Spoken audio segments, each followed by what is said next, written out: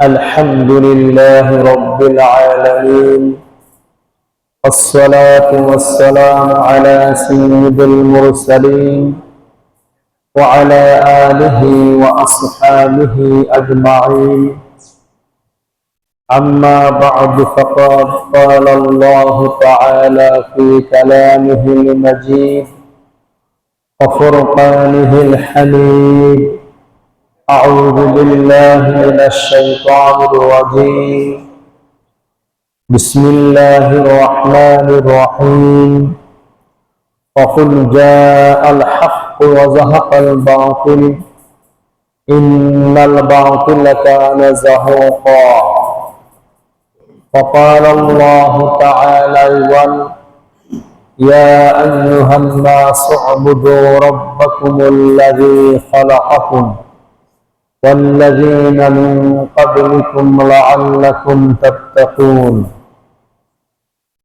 وقال رسول الله صلى الله عليه وسلم: إن الذي ليس في جوفه شيء من القرآن كالبيت الخريف.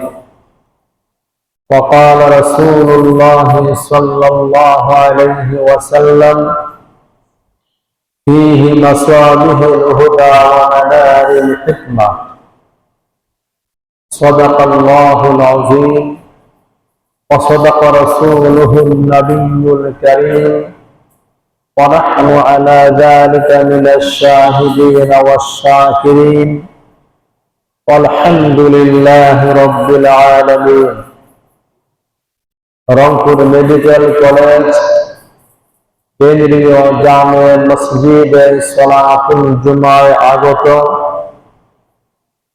আমার প্রাণ প্রিয় সম্মানিত মুসল্লি ভাই সকল, আসসালামু আলাইকুম ওয়া রাহমাতুল্লাহি ওয়া বারাকাতুহু। সেই মহান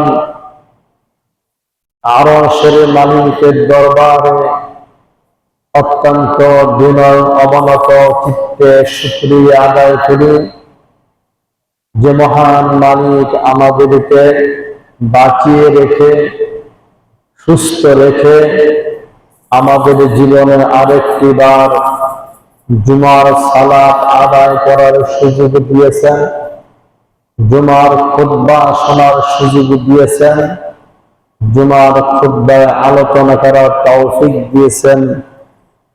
এজন্য সেই মহান মালিকের দরবারে শুকরিয়া জ্ঞাপন করে সকলে বলি আলহামদুলিল্লাহ। আপনাদের সামনে মুমিনের মৌলিক বিষয়ের উপর আলোচনা চলছে। আলোচনার বর্তমান বিষয়বস্তু হল কোরআনের পরিচয় ও কোরআনের প্রতি ঈমান। আজকে 12তম পর্ব। আজকের বিষয় হল কোরআন নাজিল হয়েছে সমাজে প্রতিষ্ঠিত হওয়ার জন্য। এটা শেষ বিষয়। কোরআন নাজিলের উদ্দেশ্য আমি 10টি বিষয়ে আলোচনা করছি, আজকের এটা 10 নম্বর। কোরআন নাজিলের উদ্দেশ্য সমাজে প্রতিষ্ঠিত হওয়া। এখন কোরআন সমাজে প্রতিষ্ঠিত হবে কি জন্য হবে?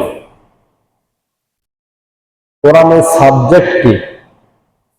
কোরআনের সাবজেক্ট হলো, বিষয় হলো মানুষ।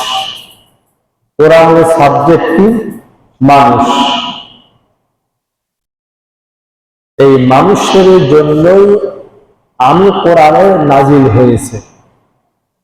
আমার কাজই হলো মানব জাতির কল্যাণ সাধন করা, এটা আমার কাজ। তবে আমার কাছ থেকে কল্যাণ পাইতে হলে, আমার কাছ থেকে কল্যাণ পাইতে হলে একটা শর্ত আছে। সেই শর্তটা কি? আমাকে তোমাদের মাঝে রাষ্ট্রীয়ভাবে প্রতিষ্ঠা করতে হবে, আমাকে ক্ষমতায় পৌঁছাতে হবে, যাতে আমি ক্ষমতা প্রয়োগ করতে পারি। সেই ক্ষমতা দেওয়ার দায়িত্ব মানুষের। তোমরা যতক্ষণ পর্যন্ত আমাকে ক্ষমতায় না পৌঁছাইবা, আমাকে রাষ্ট্রীয়ভাবে প্রতিষ্ঠিত না করবা, আমি কোরআন যতই আল্লাহর কিতাব হই না কেন, আমার দ্বারা তোমাদের উপকার করা সম্ভব না।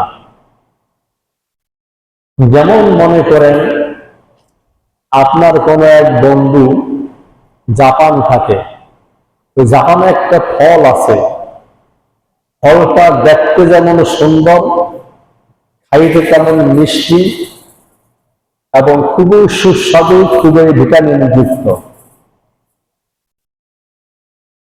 এক অনন্য রকম ফল। ওই ফলের একটা বিচি আপনার কাছে পাঠাইছে বাংলাদেশে। এখন আপনি ওই বিচিটা পেয়ে সকাল বিকাল ওই বিচিটা হাতে নিয়ে আসি বা খান, ফলের কোনো স্বাদ পাইবেন? পাইবেন না।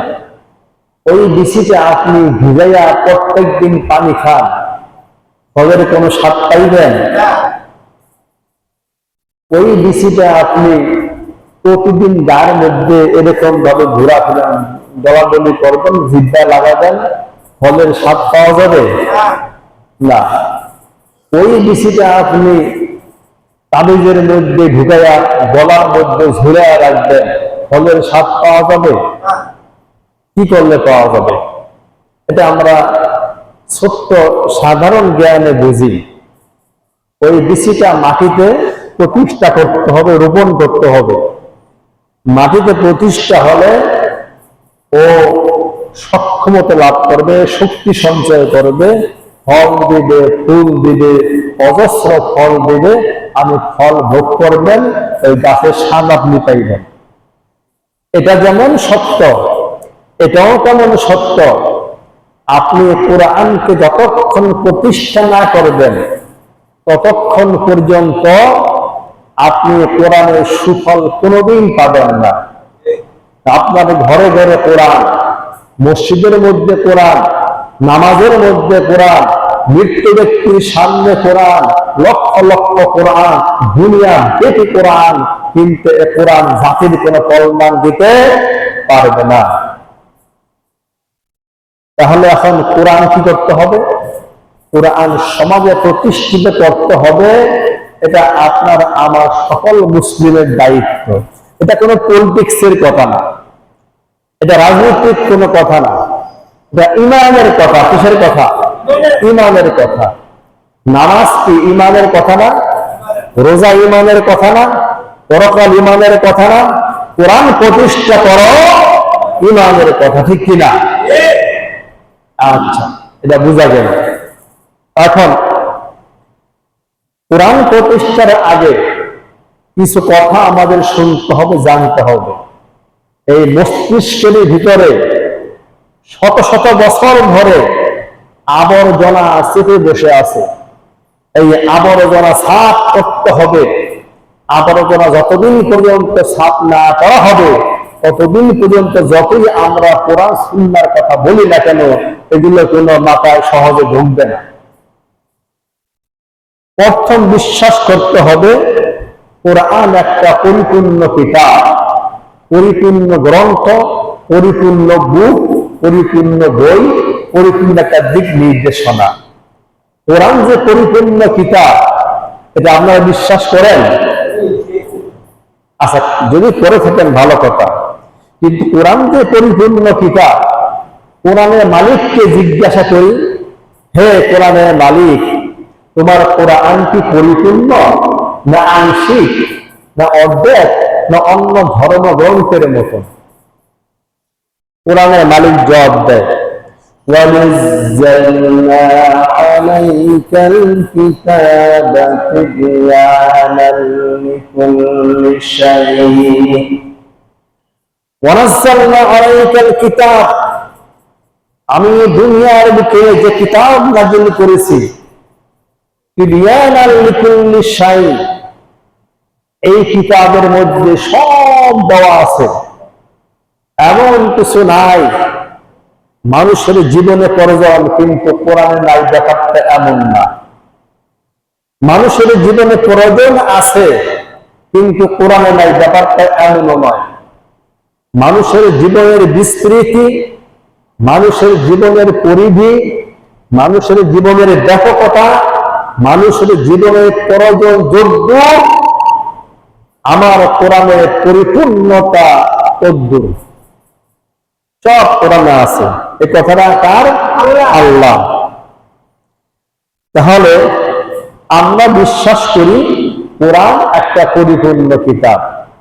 এই কিতাবের মধ্যে নীতি নৈতিকতার কথা আছে, স্ত্রী সন্তানের কথা আছে, পরিবারের কথা আছে, ফারায়েজের কথা আছে, জমি বন্টনের কথা আছে, শাসন নীতি আছে, অর্থনীতি আছে, শিক্ষানীতি আছে, বিচার ব্যবস্থার নীতি আছে, ভূমি নীতি আছে, বন্টন নীতি আছে, শিল্প নীতি আছে, যুদ্ধ নীতি আছে, মানুষের জীবনে যা দরকার সব কোরআনে আছে।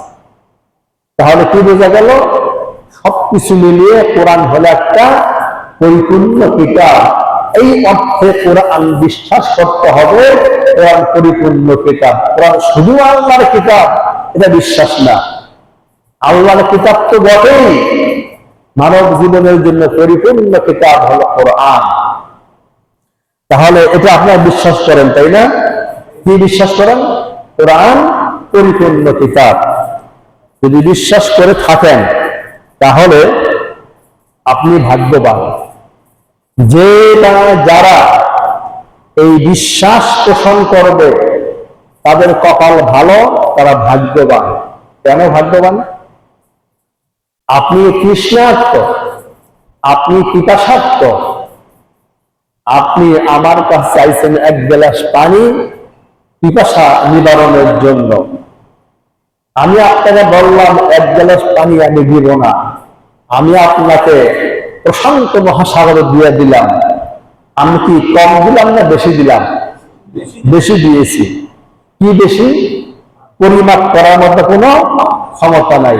কোথায় এক গ্লাস পানি আর কোথায় প্রশান্ত মহাসাগর, চিন্তা করা যায়? তো মানব জাতির জন্য এক গ্লাস পানি যথেষ্ট। সেই জায়গা আমার মালিক মানুষদেরকে মানুষের সমস্যা সমাধানের জন্য, প্রয়োজন মেটানোর জন্য এক আটলান্টিক মহাসমুদ্র দিয়ে দিয়েছেন। তার নাম হলো কোরআনুল কারীম। ঠিক কিনা? তার নাম কোরআন। এখন কোরআন যে আল্লাহর কিতাব এটা অনেকেই বিশ্বাস করে কিন্তু বাস্তবে করে না। এটা দুই ভাগ করছে। আচ্ছা, এটা পরে আসে। একটা হাদিস শোনাই, এর আগে শুনেছি তো, আরবিটা বলবো না, বাংলাটা বলবো। কোরআন নাযিল কেমনে হলো প্রথম এখান থেকে আমরা শুরু করি। অনেক লম্বা হাদিস।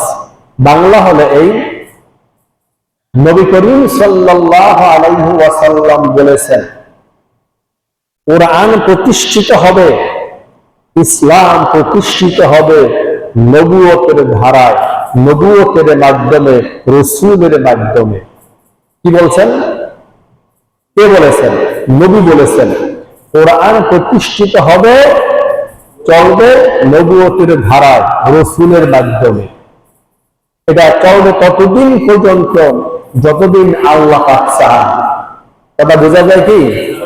ততদিন চলবে কোরআন প্রতিষ্ঠিত হিসাবে যতদিন আল্লাহ চান। এক নম্বর। দুই নম্বরে নবীজি বললেন যে এরপরে আসবে খিলাফতের যুগ,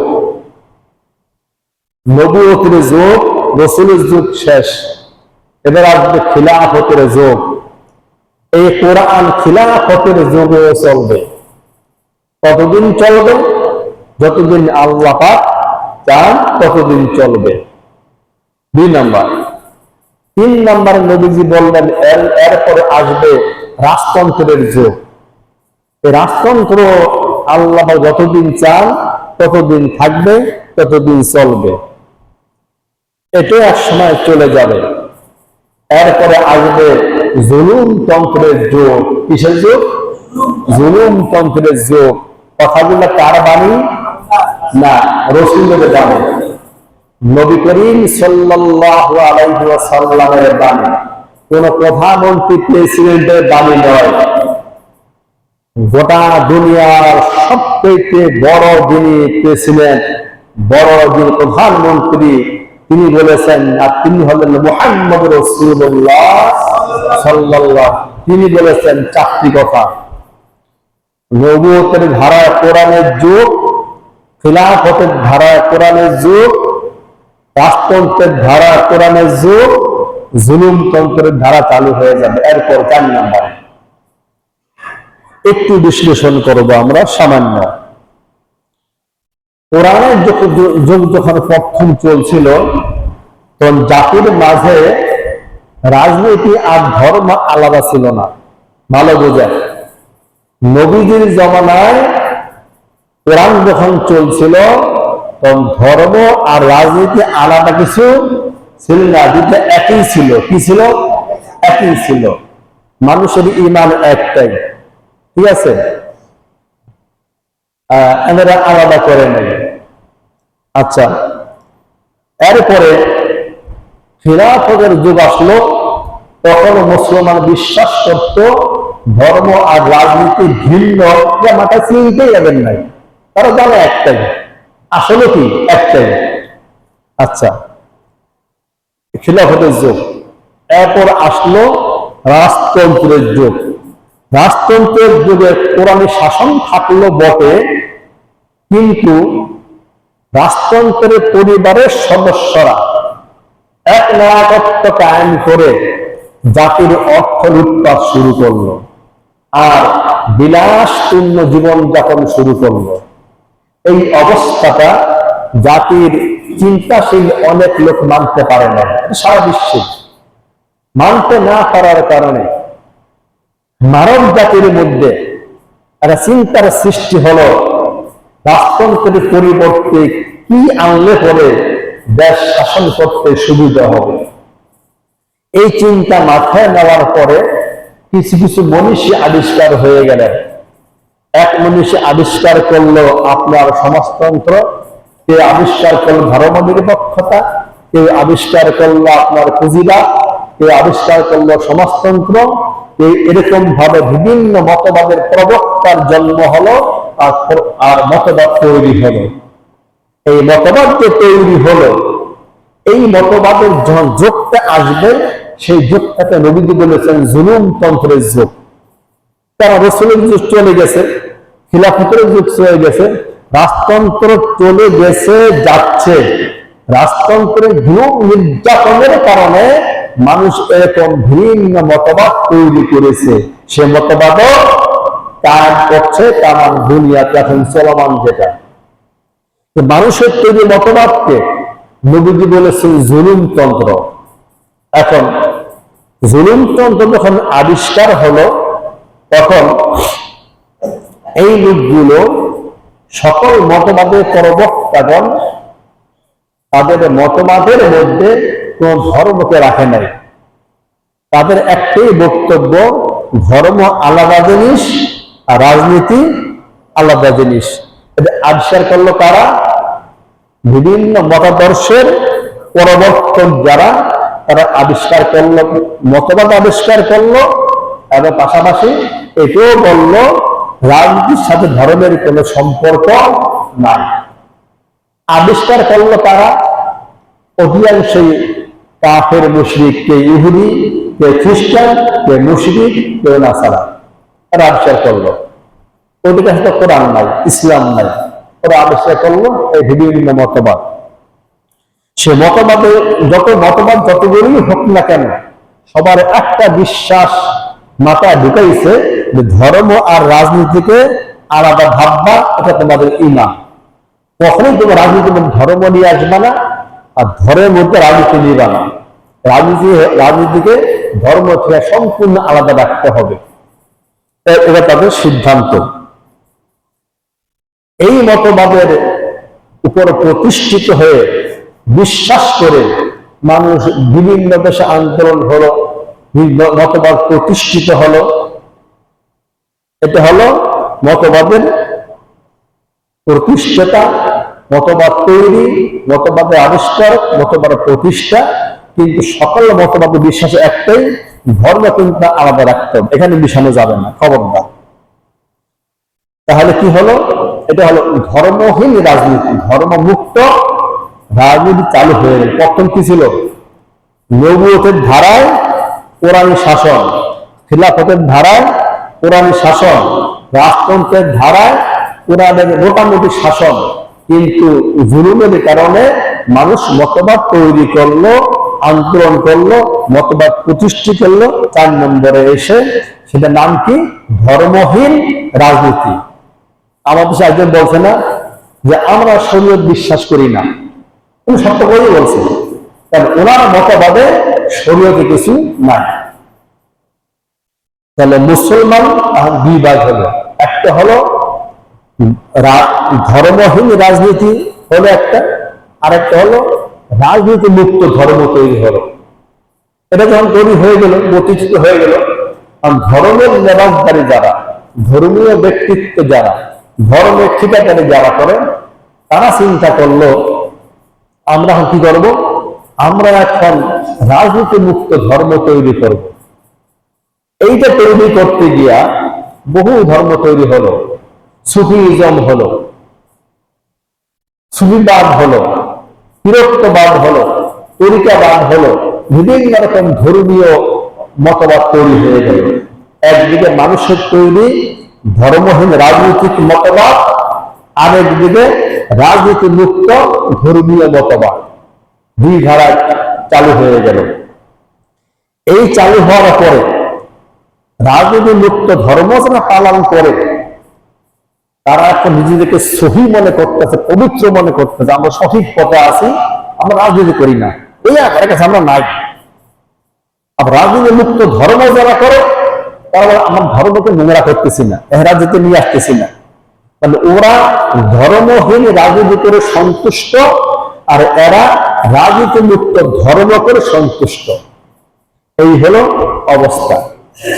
ধর্মহীন রাজনীতি মুক্ত ধর্ম যারা পালন করতেছে, প্রচার করতেছে, তারা বিভিন্ন তৈরি করলো বিরক্তবাদ, দেওবন্দিবাদ, সুফিবাদ, অমুকবাদ, তরিকাবাদ তৈরি করলো। এদের কাছ থেকে এদের ধর্মকে কিভাবে এরা ইমপ্লিমেন্ট করবে? ওরা আবিষ্কার করো তাবিজ। তাবিজের ব্যবসা কোন নবীর যুগে ছিল না, আমার নবীর যুগে ছিল। তাবিজ গায়ে ঝুলান কি? হারাম কাজ, শিরকি কাজ। এই রাজনীতি মুক্ত ধর্ম পালন করলো, এরা তাবিজ চালু করলো, ইনকামের একটা মান তৈরি করলো। এরা কি চালু করলো? এরা চালু করলো বিভিন্ন খতম। কি চালু করলো? বিভিন্ন খতম। খতমে ইউনুস কতবার পড়া লাগবে? 1,25,000 বার। আচ্ছা, আল্লাহকে ঘুষ খায় বর্তমান তো দেখি, আপনি 1,25,000 হলে আল্লাহ খুশি হবে, আর যদি 2,000 কম হয় তাহলে খুশি হবে না? এটা কোন ধরনের কথা? আর আপনি খতমে ইউনুস পড়া কোরআনে আছে, হাদিসে আছে, ইসলামে আছে, নবীর যুগে আছে, সাহাবী করেছে, নবী করেছে, রাসূল করেছে, কেউ করে না। এই খতমে ইউনুস আবিষ্কার করলো, এটা মানুষ পড়ায় আর এরা পড়ে। এখানেও ধোঁকাবাজি। কিভাবে ধোঁকাবাজি? মাতৃভাষায় বুঝবেন, ব্রেনটা কাজে লাগাবেন। কি বলে জানেন? লা ইলাহা ইল্লা আনতা সুবহানাকা ইন্নী, তারপরে কি? কুনতু মিনাজ জালিমিন। সবাই জানে। যারা আসলে পড়তে, ইনি হলো বাড়িওয়ালা, এই 20 জন হুজুর দাওয়াত দিছে, আর ওনার কথা আছে লোক লাগবে 41 জন। কত লাগবে? এটা ভুয়া, 41 জন। ঠিক আছে, মাল্লা 41 জন উনি দাওয়াত দিছে। এই 41 জন লোকের খাওয়া মোটা করা, টাকা পয়সা দেওয়া অনেক খরচের ব্যাপার। আচ্ছা, ওরা আসে কি করলো? সে শোনেন, লা ইলাহা ইল্লা আনতা সুবহানাকা ইন্নী কুনতু মিনাজ জালিমিন। অর্থটা বলি, ভালো করে বোঝেন। লা ইলাহা ইল্লা আনতা, আল্লাহ ছাড়া কোনো ইলাহা নাই। ইল্লা আনতা সুবহানাকা, ইন্নী, আল্লাহ তুমি মহা পবিত্র, হ্যাঁ, তুমি ছাড়া কোনো ইলাহা নাই। ইন্নী কুনতু মিনাজ জালিমিন, আমি আমার উপর জুলুম করেছি, আমার ক্ষমা করে দাও। কি বললো? আমি আমার উপরে জুলুম জালিমিন, আমাকে ক্ষমা করে দাও। লোক নিচে কজন? 41 জন। ওরা কিন্তু আপনাদের ক্ষমা চাইছে। কি বলছে? হ্যাঁ আল্লাহ আমাকে ক্ষমা করে দাও। তো ও খাইলো আপনারটা, টাকা নিল আপনার কাছে, ক্ষমা ছিল কার জন্য? নিজের জন্য। এই শুভঙ্করের ফাঁকি সমাজ চালু করে দিয়েছে। তাবিজ 100 টাকা, তাবিজ যে দিবে গলায় ঝুলাইবে, ওকে আল্লাহ সুস্থ কোনোদিন করবেন না।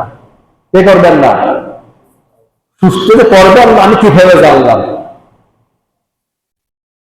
মান তাআল্লাকা তামিমাতান ফাকাদ আশরাকা বিহি, নবীজি বলেছেন তাবিজ যে ঝুলাইলো, শিরক করলো, তাকে আল্লাহ তাবিজের উপর ছেড়ে দেন, আমি আমার দায়িত্ব তাকে রাখি না।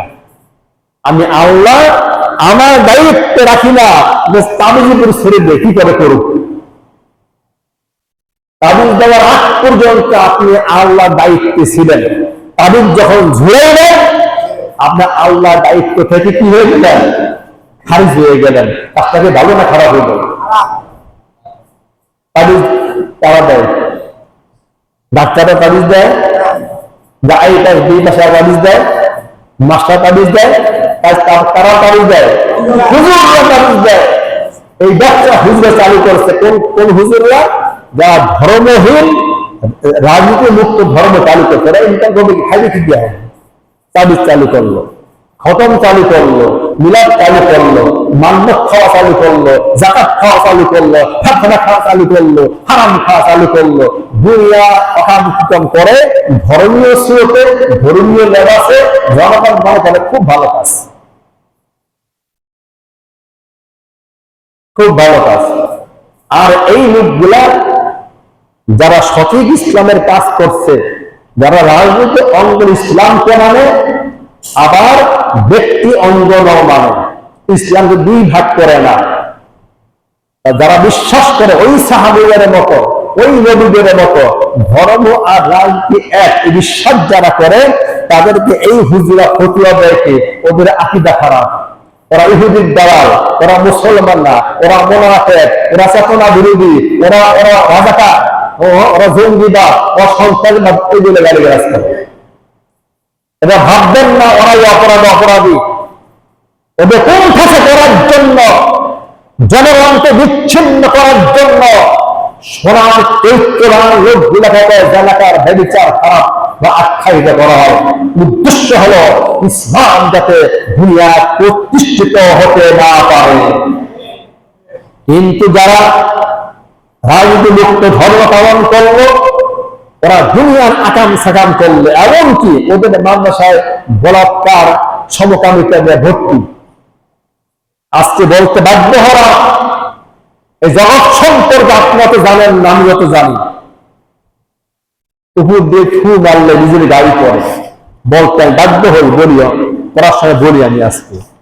এই সমস্ত ব্যাককেলেরা মাদ্রাসা তৈরি করে, আর দুনিয়া সদ্গা জাকাত, কোন স্কুলে জাকাত খাজনা নেয়? স্কুলে কি বাংলাদেশে কম আছে? কলেজ কম আছে? বিদ্যালয় কম আছে? জাকাত নেয়, খাজনা নেয়, মান্নত নেয়, ওরা চলছে না? তোমার কে শিখেছে? জাকাত, খাজনা, মান্নত যা আছে সব এলাকার গরিব মানুষের হক, তো প্রতিষ্ঠান দেওয়া যাবে না। এগুলো লুটপাট করে খায় আর শৌচালয় বানাইছে, আর ফতুয়া দেয়। ইসলাম প্রতিষ্ঠা কাজ যারা করে, ওরা ধর্মকে নষ্ট করছে, রাজনীতি নিয়ে আসছে, আকীদা খারাপ, মুনাফিক, এইটা সেইটা দুনিয়া গালিগালাজ যারা করে। এদের লেবাসে চেহারায় দাড়ি টুপি মনে হয় পাক্কা বুজুর্গ, পাক্কা শয়তান, বুজুর্গ নয়। ইসলাম কমপ্লিট কোড অফ লাইফ, পরিপূর্ণ জীবন ব্যবস্থা। এরকম ভাবে এটা অনেক কথা আলাদা বলতে হবে। যাই হোক, এখন প্রকৃত ভাবে উভয় গুরু তারা রাজনীতি মুক্ত ধর্ম পালন করে, এরা মনে করে আমরা সঠিক, আর যারা ধর্মমুক্ত রাজনীতি করে এরা আমরা সঠিক। উভয় মিল আছে, আবার উভয় মিল আছে। কিন্তু যারা এরা উভয় সমাজকে ভোগ করে, আবার এই দুই গুরু ক্ষমতাসীন যারা আছে তাদের কাছে হাইলা রুটি খায়। এই জন্য প্রতিষ্ঠিত সরকার এবং ধর্মীয় গুরু আর ওই ধর্মমুক্ত যে গুরু শক্তি মিলে ইসলাম প্রতিষ্ঠা সংগ্রাম যারা করে তাদের অত্যাচার জুলুম করে, যত রকম সকল দিক থেকে আক্রমণ করে, ইসলাম প্রতিষ্ঠিত হইতে না পারে। কিন্তু আল্লাহ সুবহানাহু ওয়া তাআলা কি বলছেন শোনেন, তার কোরআন কি বলছে। কোরআন বলছে যে ওয়ানাজ্জালনা আলাইকাল কিতাব, আমি কোরআন নাযিল হয়েছি পরিপূর্ণ কিতাব হিসাবে। আমার কোনো ঘাটতি নাই, আমার কোনো কমতি নাই। মানুষের জীবনের ব্যাপকতা, পরিধি, বিস্তৃতি যতদূর, আমার ব্যবস্থা তার চেয়ে বেশি। আমি কোরআন নাযিল হয়েছি হুদা, মানব জাতিকে সঠিক পথ প্রদর্শনের জন্য। মানব জাতি নিয়ে চিন্তা করে সবকিছু সঠিক পথ পাবে না। আপনি বলেন দেখি, কোরআনকে আমি সরাই দিলাম এখান থেকে, এখন আপনি কোরআন বাদ দিয়ে যদি বলেন তো কাকে বিবাহ করা যায়, কাকে বিবাহ করা যায় না, আমি কিভাবে পার্থক্য করবেন বলেন? কাকে বিয়ে করা যায়, কাকে বিয়ে করা যায় না, এটা আমি কোথায় পাবেন? আছে দুনিয়ার কোথাও? পাবেন কোথায়? কেন কোরআনে পাবেন? কোরআনের মালিক জানে একটা বেলাগের বিষয় আছে, বৈধ অবৈধ আল্লাহ তার জন্য করে দিচ্ছেন যে এর সাথে ওর বিয়ে হলে বড় সমস্যা দেখা দিবে। এটা জানেন কে? আল্লাহ স্রষ্টা জানেন, তিনি এটা হারাম করছে। এই জন্য এরপরও আত্মীয়ের মাঝে আত্মীয় করাটা জায়েজ, না করতে পারলে ভালো। এখানে অনেক ক্ষেত্রে কিন্তু সন্তান সমস্যা একটু হয়, কিছু কিছু হয়ে যায়, যদিও যায়। তাহলে আমার কোরআনের মধ্যে অর্থনীতি আছে, সমাজনীতি আছে, শিক্ষানীতি আছে, বিচার নীতি আছে, প্রশ্ননীতি আছে, যুদ্ধনীতি আছে, সব আছে। বেদের মধ্যে গুলো আছে। খ্রিস্টান ধর্মগ্রন্থ আছে না? আমার কোরআন আমার গৌরব করার কথা, গৌরব করার কথা। এই যে আল্লাহ বলছেন তিবিয়ানাল লিকুল্লি শাই, যে আমি কোরআন পরিপূর্ণ হিসাবে নাজিল হয়েছি। কি আমার কাজ কি? অহুদাও, মানব জাতিকে আমি সঠিক পথ দেখাবো। সকল বিষয় মানুষ সঠিক পথ খুঁজে পাবে না। আমি নাজিল হয়েছি মুসলমানদের জন্য শুধু নয়, হুদাল লিন্নাস, গোটা দুনিয়ার হিন্দুর জন্য কোরআন নাজিল হয়েছে, মুশরিকের জন্য নাজিল হয়েছে, হিন্দুর জন্য নাজিল হয়েছে, খ্রিস্টানের জন্য নাজিল হয়েছে, সকল মানুষের জন্য নাজিল হয়েছে। নারীর জন্য কোরআন, শিশুর জন্য কোরআন, বুড়ার জন্য কোরআন, বুড়ির জন্য কোরআন, সবার জন্য কোরআন। সবার জন্য কি কোরআন? আমি এই জন্য নাজিল হয়েছি হুদাল লিন্নাস। শুধু তাই নয়, অরহমাতাও, মানুষের জীবনে যত প্রয়োজন আমি সব পূরণ করার সক্ষমতা রাখি। এই বক্তব্য কার? কোরআনের বক্তব্য। মানব জীবনের সকল সমস্যার সমাধান দেওয়ার সক্ষমতা আমি কোরআনে রাখি বলে সুবহানাল্লাহ। তাহলে আমি সবই দিয়া দিলাম, সঠিক সন্ধান দিব, পথ দেখাবো, উন্নতির পথ দেখাবো, কল্যাণের পথ দেখাবো, সমস্যা দূর করে প্রয়োজন পূরণ করে দিবে কোরআন। আর কিছু প্রয়োজন আছে? আচ্ছা, এবার আসুন। এরপরে শুনুন, কোরআন মন চাই মানব জাতিকে ঐক্যবদ্ধ করে রাখবো। ওয়াতাসিমু বিহাবলিল্লাহি জামিআ, ঐক্যবদ্ধ করে রাখবো। কিন্তু আজকে মানব জাতি ঐক্যবদ্ধ আছে? কোন জাতি নেই, সব জাতি বাদ দিলাম। মুসলমান ঐক্যবদ্ধ আছে, ঐক্যবদ্ধ থাকার জন্য ঐক্যবদ্ধ জুমার নামাজ ফরজ করা হয়েছে, একসাথে নামাজ পড়তে হবে একদিনে এক সময়। ঐক্যবদ্ধ থাকার জন্য 5 ওয়াক্ত নামাজ ফরজ করা হয়েছে একসাথে এক সময়। ঐক্যবদ্ধ থাকার জন্য রোজা ফরজ করা হয়েছে একই মাসে তামাম দুনিয়ার জন্য।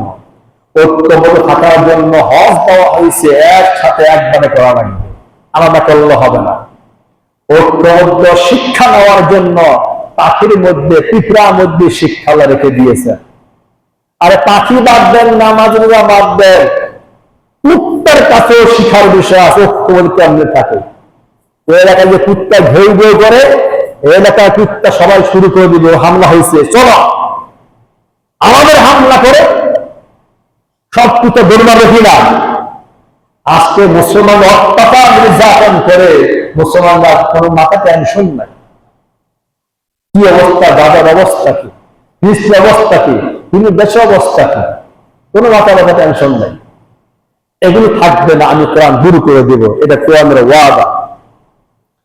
শুধু তাই নয়, আনজালনাহু মুবারাকুন, মানুষের যত রকম কল্যাণ সব আমি চালু করে দেব, আমি কোরআন চালু করে দেব, এই সক্ষমতা আমার আছে।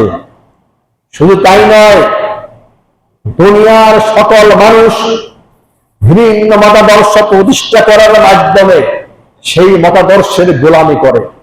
মানুষকে জন্য তৈরি করা হয় নাই। ইয়া আইয়ুহান নাস, হে মানব জাতি, হে মানব জাতি, সুবুদু রাব্বাকুম, মানুষের গোলামে জিনজির ছিন্ন করে আল্লাহর গোলাম হয়ে যা। তার গোলাম হতে হবে, আল্লাহর গোলাম। আমরা কি মানুষের গোলাম থাকবো না আল্লাহর গোলাম হব? কইলেই হবে না, চাইলেই হবে না। আল্লাহর গোলাম হওয়ার জন্য প্রথম দাবি হলো, আমি এই কোরআনকে কাগজের পাতায় না, এই জমিনে প্রতিষ্ঠা করা লাগবে, ঠিক কিনা? এই কোরআন ঘরে ঘরে থেকে লাভ নাই, সস্তা চুমু দিয়ে লাভ নাই, সস্তা সম্মান করে লাভ নাই, কোরআনকে প্রতিষ্ঠা করতে না পারে। এটা কোরআনের দাবি, আল্লাহর দাবি, এটা খরচ করেছে আল্লাহ পাক। আকিমুস সালাহ মানে কি? নামাজ কায়েম করো। এই বক্তব্য কার? কোথায় আছে? আকিমুদ্দিন, এই বক্তব্য কার? কোথায় আছে? একই আল্লাহ একই কোরআনের মধ্যে বললেন আকিমুস সালাহ। এটা খুব ভালো বোঝেন। আকিমুদ্দিন কেন বোঝেন না? এজন্য বোঝেন না যে আকিমুস সালাহ করলে জেল নাই, জুলুম নাই, হ্যান্ডকাপ নাই, পুলিশ ধরবে না, পয়সা খরচ করা লাগে না, ঝান্ডার ব্যয় করা লাগে না। আর আকিমুদ্দিন করলে গেলে কেস আছে, মামলা আছে, হত্যা, জুলুম সব আছে। ওজন্য বলে কি, আমরা ধর্ম পালন করি, রাজনীতি মুক্ত ধর্ম। ধর্ম তো বাপ দাদার সম্পত্তি নাকি বাবা? ধর্ম কার? ধর্ম যিনি নাজিল করেছেন, তিনি শিক্ষা দিয়েছেন। ঈমান আনার পরে তার জীবন হবে একটা, তার ধর্মীয় জীবন, রাজনীতি জীবন ভিন্ন হবে।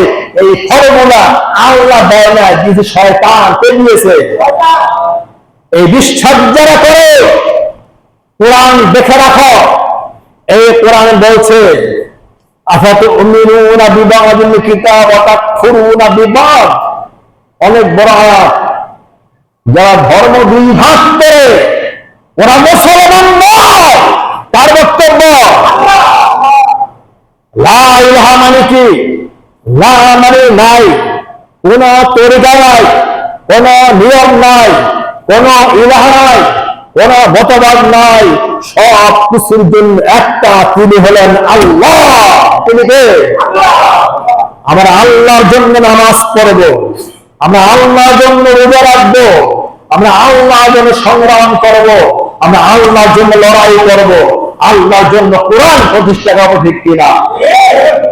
একটা মুসলমান হওয়া লাগবে, ভাউতাবাদী মুসলমান হয়ে লাভ নাই। যতই দোয়া করে রব্বানা আতিনা ফিদ দুনিয়া, দুনিয়া কল্যাণ কোনো লাভ হবে না, দুনিয়া কোনো কল্যাণ হবে না। আমি রুহুল আমিন বলছি, হাজারবার বলছি, কি করবে, চ্যালেঞ্জ দিয়ে বলছি। তাম দুনিয়ায় হুজুরা টঙ্গিরা একসাথে হয় না, জাতির জন্য দোয়া করে না, কল্যাণ দোয়া করে না, কল্যাণ জাতির হয়েছে? ওই টঙ্গির আস্তামার দোয়া করো, লক্ষ আস্তামা একখানে দোয়া করলো, এই দোয়া কবুল হবে না, হবে না, হবে না। তাই যদি হতো যে দোয়া দিয়া ভাগ্যের পরিবর্তন হতো, জাতির পরিবর্তন হতো, মুহাম্মদ সাল্লাল্লাহু আলাইহি সাল্লামকে মক্কা থেকে মদিনা যাওয়ার প্রয়োজন ছিল না। দোয়া দিয়া ভাগ্যের পরিবর্তন হলে উহুদে যাওয়ার প্রয়োজন ছিল না, বদরে যাওয়ার প্রয়োজন ছিল না, তায়েফে যাইয়া রক্তাক্ত হওয়ার প্রয়োজন ছিল না, বন্দান মুবারক সই দেওয়ার প্রয়োজন ছিল না। ঠিক কিনা?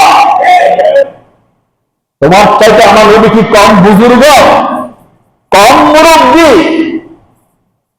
ইসলাম তার প্রসেসে চলে, তার নিয়মে চলে।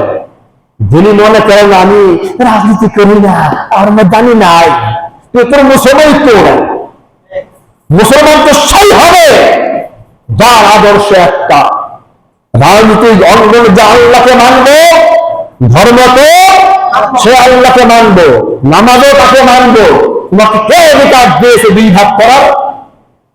এবার কোরআন বলছে, শুনুন, আমি মানুষকে কল্যাণ দিব, তবে হে জাতি শুনে রাখো, আমি কোরআন যে ওয়াদা করেছি তোমাদের কল্যাণ দিব, উপকার করব, ভাগ্যের পরিবর্তন করাবো, সব করবো, ওয়াদা দিলাম।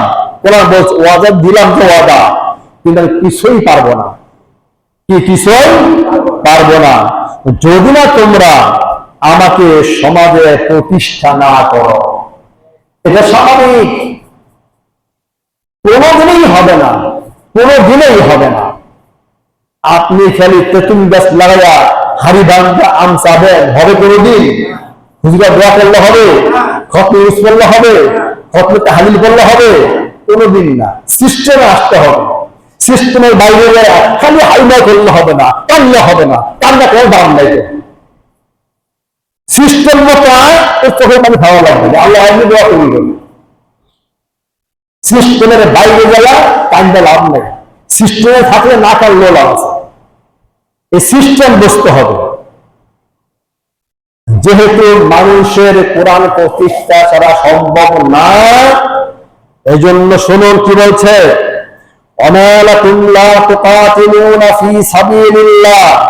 তোমাদের কি হয়েছে? কে বলছেন? নিসা ৭৫ নম্বর আয়াত, তোমাদের কি হয়েছে?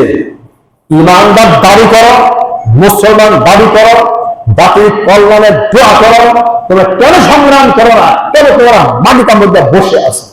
কে বললেন? আল্লাহ।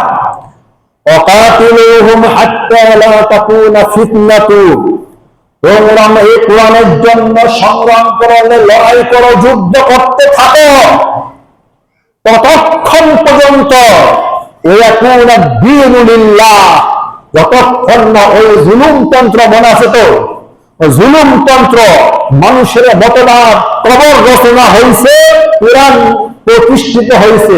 অর্থাৎ যতক্ষণ পর্যন্ত মানুষের প্রতিষ্ঠিত মতবাদ উৎখাত হয়ে যাওয়া, কোরআন প্রতিষ্ঠিত না হবে, ততক্ষণ পর্যন্ত সংগ্রাম চালিয়ে যাও। কার হুকুম? সমস্ত মতবাদ, কুল্লু মানে কি? সমস্ত মতবাদে খবর দেওয়া লাগবে। এই দায়িত্ব তোমার। দেশ নেওয়ার সময় নাই, বিরতির কোনো সুযোগ নাই, চালিয়ে যেতে হবে সংগ্রাম। হে মুসলমান, সংগ্রাম করো, হক আদায় করে, জান দিয়া, মাল দিয়া আপ্রাণ চেষ্টা চালিয়ে যাও। তার হুকুম। অস্ত্র কম হোক আর বেশি হোক, হালকা হোক আর ভারী হোক, তোমার মাল সামানা অস্ত্র লাই থাকলে কেন, যে অবস্থা আছো, ইনফিরু খিফাতাও ওয়াসিকালাও, কর্মকার বেশি হোক, তুমি ঝাঁপিয়ে পড়ো ফি সাবিলিল্লাহ, আল্লাহর প্রতিষ্ঠা সংগ্রামে। এই হুকুমটা মেডিকেলে খতিবের বক্তব্যগুলো নয়, এই বক্তব্য কার? আল্লাহ কথা মানবেন, সংকীর্ণ মন থাকবেন না, ইসলামকে সংকীর্ণ মন দিয়ে বুঝবেন না, উদার মন ভাবনা বুঝতে হবে, মাথার ভুলুকে বড় করতে হবে, গীবত নিয়ে ব্যস্ত থাকবেন না, বসতে শিখেন। আফালা তাআকিলুন, হে বান্দা তোর আমি আকল বুদ্ধি দেই নাই কেন তুই বুঝিস না? আফালা তাযাক্কারুন, তোমাকে আমি মস্তিষ্ক দেই নাই কেন চিন্তা করো না? আফালা তুবসিরুন, তোমার চক্ষু দেই নাই তুমি দেখো না? আফালা তাসমাউন, কান দেই নাই শুনতে পাও না? সবাই তো বুঝো, সবাই শোনো, এখানে এসে তুমি হয়ে যাও, বোকা হয়ে যাও। এবার আল্লাহ বলছেন ফাইনাল কথা শোনো, আল্লাযীনা আমানু ইয়াকাতিলুনা ফি সাবিলিল্লাহ, ঈমান যারা আনবে, মুমিনরা দাবি করবে, সবার প্রতি ফরজ, সবার প্রতি কি ফরজ। আল্লাযীনা আমানু, ঈমান যারা আনলো, সমস্ত ঈমানদাররা ইয়াকাতিলুনা ফি সাবিলিল্লাহ, তারা কুরআন প্রতিষ্ঠার জন্য মৃত্যু পর্যন্ত সংগ্রাম চালিয়ে যাবে। কতদিন পর্যন্ত? মৃত্যু পর্যন্ত সংগ্রাম চালিয়ে যাবে। ঈমানদার যে নয়, ওয়াল্লাযীনা কাফারু, আর মানব মতবাদ প্রতিষ্ঠার জন্য সংগ্রাম চালাবে কাফেররা। কারা? ওয়াল্লাযীনা কাফারু ইউকাতিলুনা ফি সাবিলিত তাগুত, এই কাফেররা মানব মতবাদ প্রতিষ্ঠার সংগ্রাম চালাবে। ওরা হলো শয়তানের দালাল। ওরা কি? ওরা শয়তানের পক্ষে সংগ্রাম করবে, আর তোমরা ফি সাবিলিল্লাহ, আল্লাহর পক্ষে সংগ্রাম করবে। লাভ কি হবে? ইন্নাল্লাহা ইউহিব্বুল্লাযীনা ইউকাতিলুনাহু ফি সাবিলিহি সাফফান কাআন্নাহুম বুনয়ানুন মারসুস। যে সমস্ত ঈমানদাররা মৃত্যু পর্যন্ত, যতক্ষণ পর্যন্ত নাক দিয়া নিঃশ্বাস আসা যাওয়া করবে, ততক্ষণ পর্যন্ত যারা সংঘবদ্ধ হইয়া সীসা ঢালা প্রাচীরের মতো আমার দিন প্রতিষ্ঠার সংগ্রাম চালিয়ে যাবে। আমি আল্লাহ তাদের ভালোবাসি। শুধু ভালোই বাসি না, শুধু ভালোই বাসি না, ওদের কোনো ভয় নাই। তাহজানু ওয়া আবশিরু বিল জান্নাতিল্লাতী কুনতুম তুআদুন। এই সংগ্রাম যারা করবে, ওরা বাঁচলেও ওদের ভয় নাই, মরলেও কোনো ভয় নাই, ওরা আমার সান্নিধ্যে চলে আসবে। ওরা যখন মৃত্যুবরণ করবে, ওদের মৃত্যুর সময় আমি আল্লাহ ফেরেশতা নাযিল করব। কি নাযিল করবে? ফেরেশতা নাযিল করবে। আর ফেরেশতারা কানে কানে বলবে, আবশিরু বিল জান্নাতিল্লাতী কুনতুম তুআদুন, তোমাকে আল্লাহ জান্নাত দিয়া দিবেন। এই সুসংবাদটা কানে বলার জন্য আল্লাহ আমাকে নাযিল করেছে। একটাই তো ফজিলত আছে, মৃত্যুর সময় জান্নাতের সুসংবাদ ফেরেশতারা দেবে। কোরআনের মধ্যে আল্লাহ জানিয়ে দিয়েছে, একটাই তো বড় ফজিলত কোন আমলে আছে? এই আমলে বাদ দিয়ে দেখতে নাই। কত সুন্দর জান্নাতে যাইবা, অত সোজা। মামুর বাড়ি আব্বা মনে করছো, আহাসিবান নাসু আই মুতরাকা আইয়া কুলু আমান্না, অনেক বিরাট আছে। ইমান আনছো বলে ভেসে যাইবা না। সোয়াব বেহেশতের শর্ত নয়, এটা মাথায় রাখতে হবে। বেহেশতের শর্ত আল্লাহর সন্তুষ্টি। কি? আল্লাহর সন্তুষ্টি। আল্লাহ তো বোকা নন যে সোয়াব দিয়া দেখতে পারাবে। সব কামাই করতে হবে, সব আছে, তবে সব সত্য নয়। সত্য হইতো সব বহুভাবে কামাই করা যায়, টাকা পয়সা হারাম ভাবে কামাই করা যায়, হারাম ভাবে কি সব ওই 2 নম্বর কামাই করা যায়। দুনিয়ার আগামী সামান করবেন, লুটতারাজ করে দুর্নীতি করে দুর্নীতি করবেন, আর বড় বসে বানায় দিবেন, সব হবে না? এদিন ধরে বানানো সব হবে না? করছে কি? দুর্নীতি। এগুলো বানাইতেছে কিসের আশা? সবের আশা, বেহেশতের আশা। তো ও তো বেশি যাবে, ও সব কামাই করছে, ও সবটা আপনারও নাই। সুতরাং আল্লাহ তো বোকা না। আল্লাহ বলছে আমার সন্তুষ্টি থাকতে হবে। সুতরাং আল্লাহ সুবহানাহু ওয়া তাআলা মুমিনদের দায়িত্ব দিয়েছেন, নামাজ যেমন দায়িত্ব, রোজা যেমন দায়িত্ব, হজ যেমন দায়িত্ব একটা আমল, আল্লাহর জমিনে আল্লাহ দিন প্রতিষ্ঠা করা তেমন দায়িত্ব তেমন ফরজ। এই নবীজি বলেছেন লা তাআতা লিমাখলুকিন ফি মাসিয়াতিল খালিক, কোন সৃষ্টির অধিকার নেই যে আরেক সৃষ্টি আইন মানবে। আল্লাহর বক্তব্যই হলো একটা সুর আর একটা সুর আইন মানে না, একটা পিঁপড়া আছে পিঁপড়ার আইন মানে না, একটা কুত্তা আছে কুত্তার আইন মানে না। মানুষ কি করে? মানুষের আইন মানতে পারে।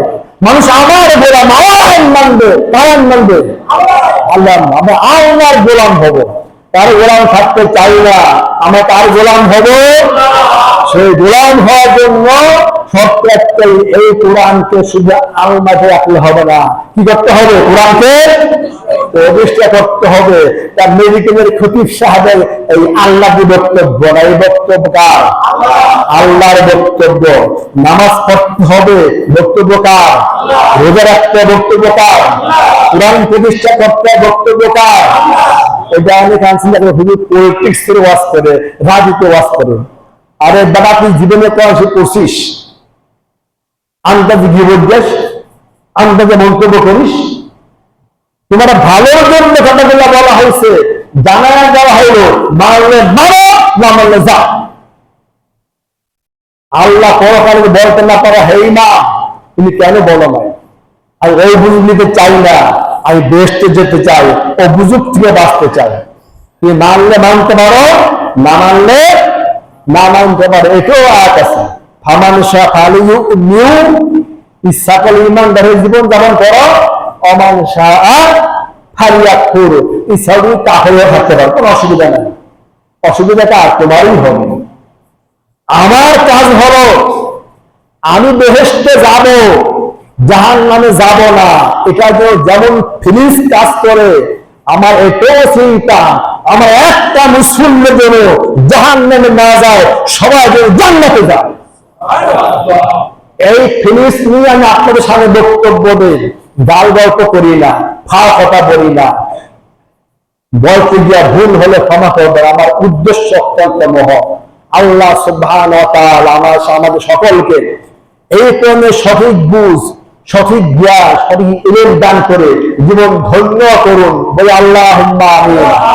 আমরা কোরআন নিয়ে বাঁচবো, কোরআন নিয়ে মরবো, কোরআন নিয়ে আল্লাহর সামনে হাজির হবে ইনশাআল্লাহ। নামাজ পড়ে আসছে।